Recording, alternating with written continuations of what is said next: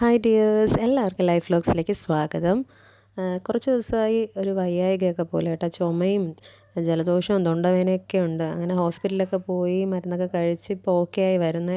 എന്നാലും എന്തോ പോലെ മൈൻഡ് ആപ്പാടെ എന്തോ പോലെ. അപ്പോഴത്തേക്കും ഞങ്ങൾ കരുതി വൈകുന്നേരം ഒന്ന് കോവിലേക്ക് പോകുന്നു. അങ്ങനെ നമ്മൾ കുളിച്ച് ഫ്രഷായി നേരെ പോയത് കരിക്കാൻ ക്ഷേത്രത്തിലാണ്. അവിടെ വന്നപ്പോൾ തന്നെ എന്തോ ഒരു മൈൻഡൊക്കെ അങ്ങ് റിലാക്സ്ഡ് ആയതുപോലെ ചെന്ന് നന്നായിട്ട് തൊഴാൻ പറ്റി. വലിയ തിരക്കൊന്നും ഇല്ലായിരുന്നു, നന്നായിട്ട് തൊഴാൻ പറ്റിയേ. അങ്ങനെ അകത്തൊക്കെ കയറി തൊഴുത് പിന്നെ നമ്മൾ പുറത്തവിടെ കാവുണ്ടല്ലോ, അവിടെ കയറി തൊഴാനൊക്കെ പോയി. നീയക്കുട്ടനെ ആണെങ്കിൽ പിടിച്ചാൽ കിട്ടൂല, അത്രയ്ക്ക് ഓട്ടമായിരുന്നു.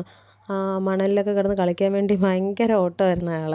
അങ്ങനെ നമ്മൾ അവിടെയൊക്കെ തൊഴുതിറങ്ങിയപ്പോഴത്തേക്ക് ഇതാ ഈ ഒരു നക്ഷത്രവനം പോയിട്ടുള്ളവർക്കൊക്കെ അറിയായിരിക്കും അല്ലേ. നമ്മളുടെ നാളനുസരിച്ച് നക്ഷത്രം അനുസരിച്ചിട്ടുള്ള ഓരോ ചെടികൾ അവിടെ പ്ലാൻ ചെയ്തിട്ടുണ്ട്.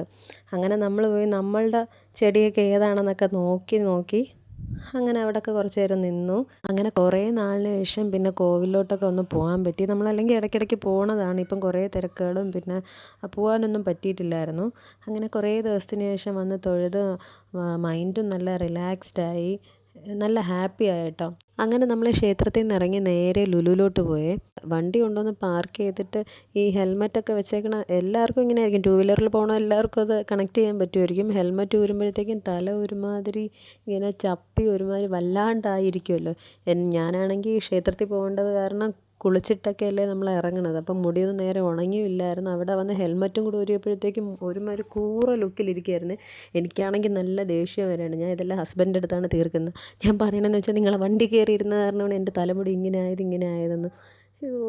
ഇതുപോലെ നിങ്ങളും ഹസ്ബൻഡ്സിൻ്റെ അടുത്തൊക്കെ ദേഷ്യപ്പെടാറുണ്ടോ, മുടി ഉണങ്ങാത്തത് കാരണമൊക്കെ? എനിക്ക് നല്ല ദേഷ്യം വന്നു കേട്ടോ. എന്തൊക്കെയൊക്കെയോ പറഞ്ഞ് ആളിതെല്ലാം കേട്ട് തല ഒരുക്കിക്കൊണ്ടിരുന്നു കേട്ടോ. വീഡിയോയിൽ ഞാൻ ഇപ്പോഴാണ് കാണുന്നത് ഞാൻ എൻ്റെ മുഖം എങ്ങനെ ഇരിക്കണേന്നൊക്കെ ഉള്ളത്. ഞാൻ അപ്പോഴത്തെ ഒരു ഇതിലാണ് പറയണതെന്ന് ആൾക്കറിയാം, അതുകൊണ്ടാണ് മിണ്ടാതിരുന്നത്. നമ്മൾ ലുലുവിലോട്ട് നേരെ വന്ന് ന്യൂട്ടൻ്റെ ഒരു ബ്രേസ്ലെറ്റ് എക്സ്ചേഞ്ച് ചെയ്യാനാണ്. അവൾക്ക് ഒരു വർഷത്തിൽ കൂടുതലായി വാങ്ങിയ ഒരു സച്ചിൻ ചെയിൻ ഉണ്ടായിരുന്നു, അത് 3-4 പീസായിട്ട് പൊട്ടി. അത് കൊടുത്തിട്ട് അങ്ങനെ നമ്മൾ കുറേ നോക്കിയിട്ട് കിട്ടി ഒരെണ്ണമാണ്. ഇത് ഈ കരിമണി മുത്തിൽ വന്നിട്ട് അവളുടെ ആൽഫബറ്റ് സെൻറ്ററിലുള്ളത് എനിക്ക് നല്ല ഇഷ്ടപ്പെട്ടു. അങ്ങനെ നമ്മൾ അത് തന്നെ എടുത്തു. പിന്നെ അവിടെ നമ്മൾ നേരെ ഹൈപ്പർ മാർട്ടിൽ പോയിട്ട് കുറച്ച് സാധനങ്ങളൊക്കെ വാങ്ങി. പിന്നെ ഫുഡ് കോർട്ടിൽ പോയിട്ട് എന്തൊക്കെയോ വാങ്ങി, paneer fried rice, vegetable fried rice, പിന്നെ വേറെ എന്തൊക്കെയോ വാങ്ങി, ഓർമ്മയില്ല എന്തൊക്കെയാണ് വാങ്ങിയത്. കുറച്ച് ദിവസത്തിന് ശേഷമാണ് വോയിസ് ഓവർ കിടക്കുന്നത്.